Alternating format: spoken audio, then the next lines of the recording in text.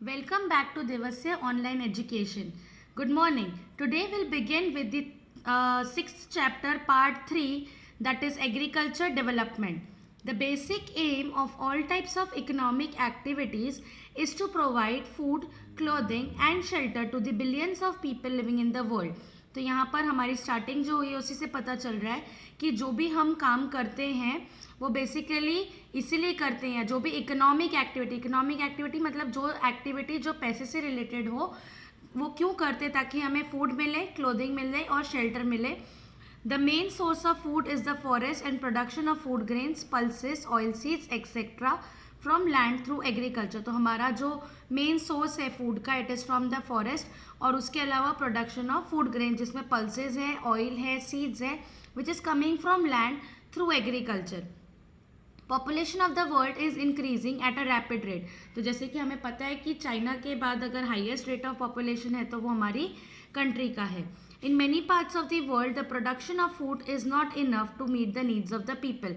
तो काफ़ी पार्ट्स में वर्ल्ड के ऐसे भी कुछ पार्ट्स है जहाँ पर जितना भी फूड प्रोड्यूस होता है वो लोगों की नीड्स को फुलफिल नहीं कर पा रहे हैं. Practically all countries in the world are trying to improve food production. तो प्रैक्टिकली अगर हम देखना चाहें तो हर कंट्री अपने में सेल्फ सफिशिएंट नहीं है, इसलिए एक कंट्री दूसरे के ऊपर डिपेंड होती है because the population is more. Main purpose of agriculture development. जब हम एग्रीकल्चर डेवलपमेंट की बात करते हैं तो हमें ओवरऑल डेवलपमेंट करनी है एग्रीकल्चरल सेक्टर में, ताकि हमारा फार्म प्रोडक्शन इंक्रीज हो और जो हमारे लोगों की इंक्रीजिंग डिमांड है फूड को लेकर वो भी हम लोग पूरी कर सके. तो इसमें काफ़ी सारे मेजर्स हैं जो हमने लिए ताकि हम इस चीज़ को डेवलप कर सके. तो first part is increasing the land under cultivation. तो जो भी ज़मीन है खाली पड़ी उसको हमें कल्टीवेशन के लिए यूज़ करना है. Number of crops to be grown, मतलब कितने क्रॉप्स हम एक टाइम पर ग्रो कर सकते हैं. Third, improved and increased irrigation facility, मतलब जो भी पानी की सुविधा हमें फार्म में मिल रही है उसे हमें कैसे इम्प्रूव करना है कि हमें ज़्यादा फैसिलिटी मिले, और जहाँ पर नहीं है वहाँ पर हमें क्या क्या चीज़ें करनी पड़ेगी ताकि हमें पानी की फैसिलिटी आराम से मिले. नेक्स्ट है increase use of chemical fertilisers, क्योंकि अगर as per the season grow करेंगे तो हमें क्रॉप स्लो मिलेंगे और जो कि सफिशिएंट नहीं होगा हमारी नीड्स को फुलफिल करने के लिए, इसलिए हमें केमिकल फर्टिलाइजर्स का यूज़ करना पड़ेगा ताकि जो भी हमारी डिमांड्स है वो हम पूरी कर सकें. Use of high yielding varieties of seeds, यहाँ पर जो भी वेराइटीज़ हैं सीड्स की, मतलब जो भी हम लोग सीड्स लेते हैं, जो भी हम बीज लेते हैं वो अच्छी वेराइटी के हो ताकि हमारा जो प्रोडक्शन हो क्रॉप्स का वो ज़्यादा हो चुके. नेक्स्ट है introduction of machines to do the farm work. अगर हम कोई भी काम मैन्युअली करेंगे या लेबर के थ्रू करेंगे तो उसमें टाइम लग जाएगा. अगर हम मशीन्स का यूज़ करते हैं तो हम लोगों का काम फास्ट हो जाएगा. There has been a large scale development and growth in agriculture in different parts of the world. तो अगर हम लोग टेक्नोलॉजी यूज़ करेंगे, अच्छी सारी मशीन्स यूज़ करेंगे, वाटर फैसिलिटी अच्छी होगी तो हमारे जो डेवलपमेंट है एग्रीकल्चर में वो भी अपने आप ग्रो हो जाएगी. Purpose is to increase food security, मतलब हर वर्ल्ड के हर एक कॉर्नर में लोगों के पास खाना पहुंचना चाहिए. That is the main purpose of agriculture development. In the under developed and developing countries, under developed मतलब जो चीज़ें अभी तक डेवलप नहीं हुई है, और डेवलपिंग जैसे इंडिया एक डेवलपिंग कंट्री है. A large number of farmers practice intensive subsistence farming on small land holding. मतलब आज भी जो कंट्री डेवलप नहीं हुई है वहाँ पर आज भी फार्मर्स पुरानी टेक्निक को ही यूज़ करते हैं एग्रीकल्चर में, जिसकी वजह से जो प्रोडक्शन होनी चाहिए वो उतनी नहीं होती है जितनी की होनी चाहिए. और जो डेवलप्ड कंट्रीज है जैसे यूएसए है, कनाडा है, ऑस्ट्रेलिया है, तो farmers are practising commercial agriculture. मतलब वहाँ पर जो लैंड के ऊपर जो एग्रीकल्चर करते हैं वहाँ पर वो लोग मॉडर्न टेक्निक्स यूज़ करेंगे सो दैट हमारी जो प्रोडक्शन हो वो इंक्रीज हो जाए and they can meet the needs of the people easily. We can understand the situation by making a comparative study.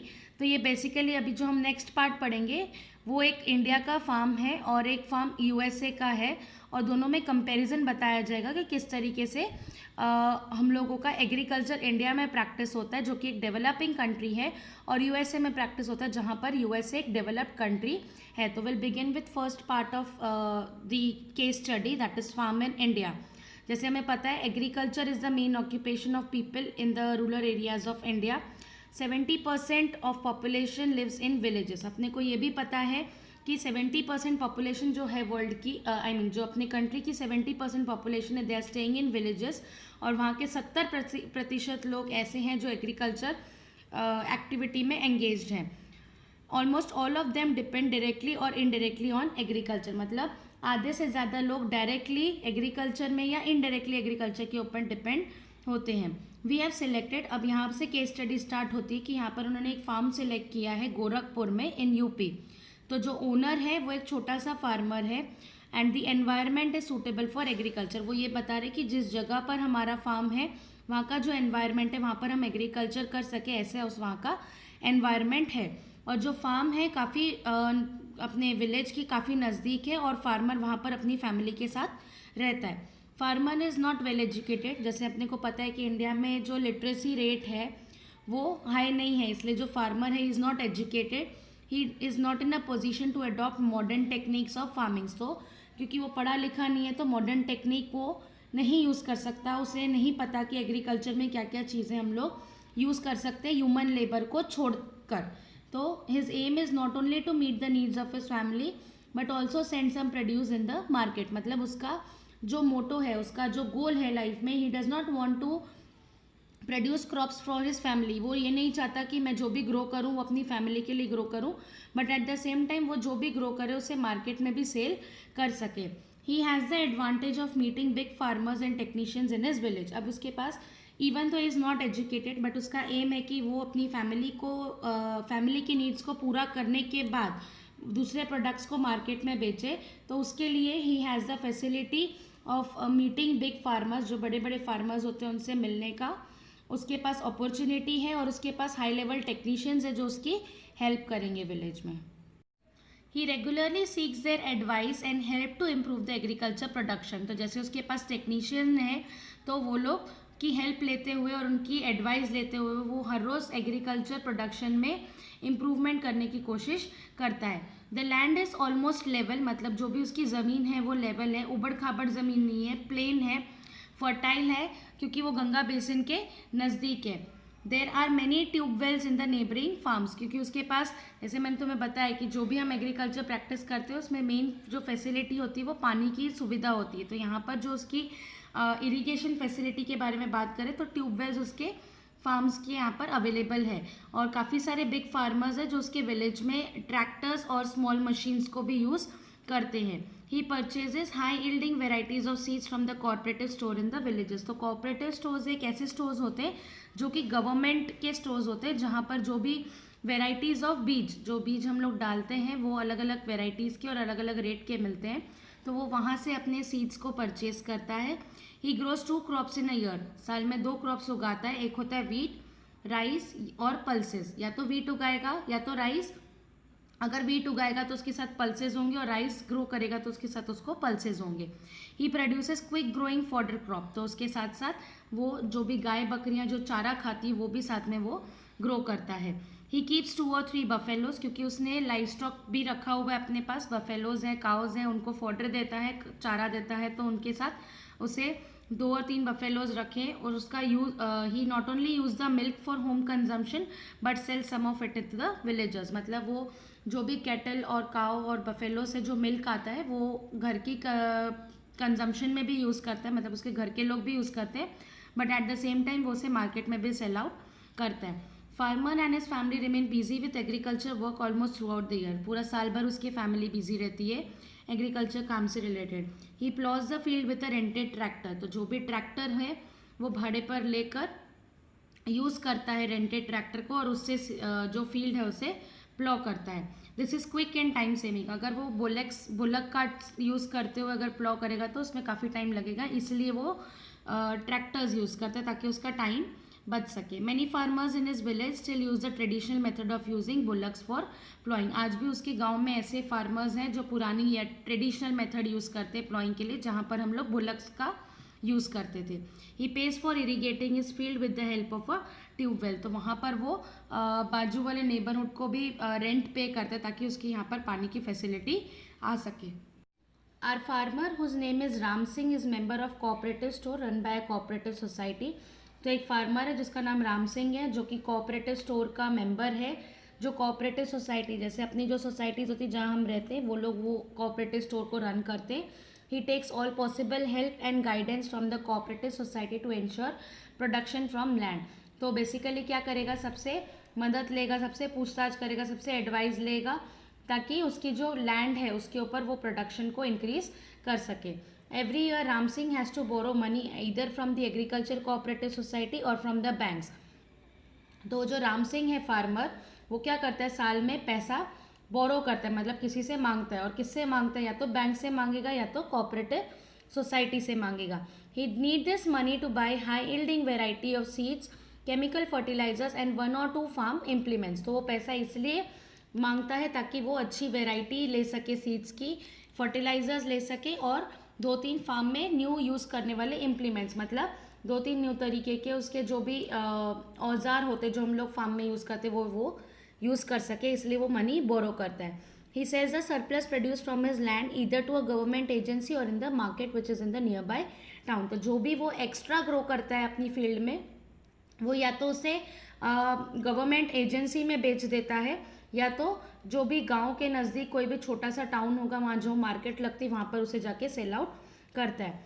Majority of small farmers in his village do not have proper storage facility. अब उसके गांव में काफ़ी सारे farmers ऐसे हैं जो crops तो काफ़ी सारे ग्रो करते हैं, बट उनके पास उसको स्टोर करने की या उसे काफ़ी टाइम तक रखने की जगह नहीं है। Many times the farmers are forced to sell they produce even at a very low price। अब उनके पास सामान रखने की जगह नहीं, तो काफ़ी बार फार्मर्स को भी फोर्स किया जाता है कि वो कम दाम में अपना सामान बेच दें। All set and done, Ram Singh family is just living at the subsistence level. तो सारी चीज़ें डिस्कस हो चुकी, अब लास्ट में यही कंक्लूजन आता है कि जो राम सिंह की फैमिली है वो सब्सिस्टेंस लेवल, मतलब उनको फूड क्लोथिंग शेल्टर के अलावा उनके पास उसके ऊपर के पैसे नहीं बचते हैं। They have not made much progress like many other small farmers in our country. उन्होंने इतना प्रोग्रेस नहीं किया जितना बाकी फार्मर्स ने हमारी कंट्री में किया है। Now we have studied till India. India में हम लोगों ने पढ़ा कि किस तरीके से एग्रीकल्चर प्रैक्टिस किया जाता है। लोग आज भी ट्रेडिशनल मेथड के ऊपर फोकस करते हैं, आज भी पुरानी टेक्निक्स को यूज़ करते हैं, और उनके पास उतना पैसा नहीं है कि वो लोग अपनी फील्ड को इम्प्रूव कर सके। Now let's see what happens in USA. USA in North America is the 4th largest country in the world। अगर हम लार्जेस्ट कंट्री की बात करें तो USA 4th नंबर पे है।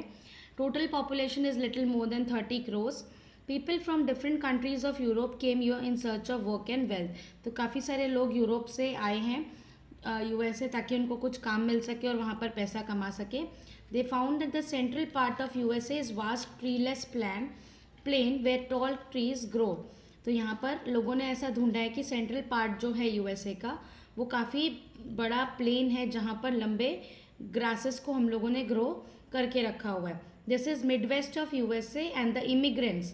तो जो लोग दूसरे कंट्री से इस कंट्री में शिफ्ट हुए, जैसे यूरोप से USA आए हैं, उनको हम लोग एमिग्रेंट्स कहते हैं। एंड जो एरिया है, जिस एरिया में आकर वो बसे और जहाँ पर ये घास उगा रहे हैं, that region is called as the prairies region. Today USA is rich and developed country. आज जब हम USA की बात करते हैं तो USA अपने आप में बहुत रिच है और डेवलप हो चुकी है। And it has been blessed by the nature with vast fertile plains. जैसे इंडिया में भी फर्टाइल प्लेन्स है, तो वैसे USA को भी एक ब्लेसिंग है गॉड से, जहाँ पर काफ़ी सारी फर्टाइल प्लेन की अवेलेबिलिटी है और वहाँ पर ग्रासलैंड्स भी काफ़ी सारे हैं। Prairies of USA are located in the interior of the continent and experience an extreme type of climate। तो जैसे मैंने तुम्हें बताया, प्रेरीज वो रीजन है जहाँ पर काफ़ी सारे लोग रहते हैं और वहाँ पर टॉल ग्रासेस भी ग्रो की जाती है। तो ये एक ऐसा रीजन है जहाँ पर कॉन्टिनेंट के काफ़ी अंदर की तरफ आता है, मतलब इसे हम लोग गाँव भी कह सकते हैं, जहाँ पर extreme type of climate. Extreme type मतलब या तो बहुत ठंड होगी या तो बहुत ज़्यादा गर्मी होगी। Winters are generally cold and summers are hot. Limited amount of rainfall during the summer season. तो मैंने तुम्हें पहले ही बताया, एक्सट्रीम मतलब या तो बहुत ज़्यादा ठंडी होगी या तो बहुत ज़्यादा गर्मी होगी, और रेनफॉल जो होगी वो लिमिटेड होगी समर सीजन के टाइम पे। तो यहाँ पर जैसे हमने गोरखपुर यूपी में एक फार्म सेलेक्ट किया था, उसी तरीके से हमने USA में भी एक फार्म सेलेक्ट किया है जो कि मिड वेस्ट रीजन में है। 400 हेक्टर्स है। It is not the largest farm as most of farms in USA are very large. तो ये उतना लार्ज नहीं है जितना यूएसए के काफ़ी सारे फार्म्स हैं। Samuel is the owner of the farm and lives with his family on the farm itself. तो जैसे वहाँ पर हमने राम सिंह की बात की थी और उसके साथ एक और फार्मर था, उसी तरीके से इस फार्म में भी जो फार्म का ओनर है that is Samuel and he is living with his family. Geographical condition such as relief of the land. Relief means land किस तरीके से, whether it is on the level या हाइट पे है, लेवल है, उबड़ खाबड़ है, what is the quality of land.